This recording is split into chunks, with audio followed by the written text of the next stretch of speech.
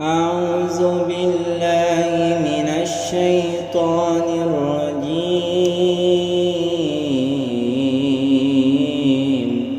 بسم الله الرحمن الرحيم. رب اجعلني مقيم الصلاة ومن ذريتي ربنا وتقبل دعاء. ربنا اغفر لي ولوالدي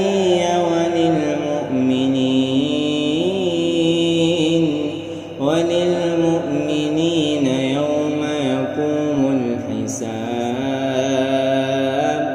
ولا تحسبن الله غافلا عما يعمل الظالمون، إنما يؤخرهم ليوم تشخص فيه الأبصار مهطعين مقنعي رؤوسهم لا يرتد إليهم طرفهم وأفئدتهم هواء. وأنذر الناس يوم يأتيهم العذاب فيقول الذين ظلموا ربنا أخرنا إلى أجل قريب نجب دعوتك ونتبع الرسل أولم تكونوا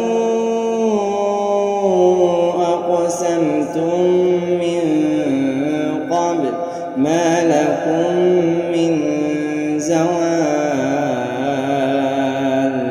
وسكنتم في مساكن الذين ظلموا أنفسهم وتبين لكم كيف فعلنا بهم وضربنا لكم الأمثال.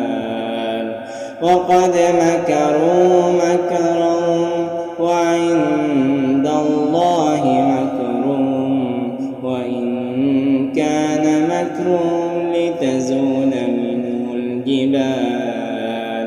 فلا تحسبن الله مخلف وعده رسله، إن الله عزيز ذو انتقام.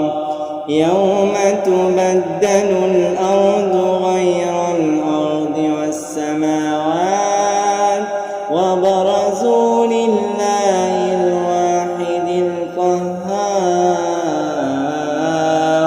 وترى المجرمين يومئذ مقرنين في الأصفاد سرابيلهم من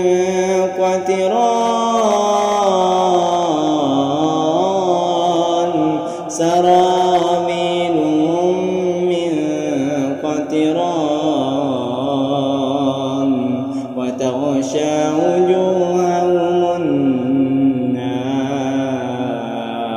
ليجزي الله كل نفس ما كسبت، إن الله سريع الحساب.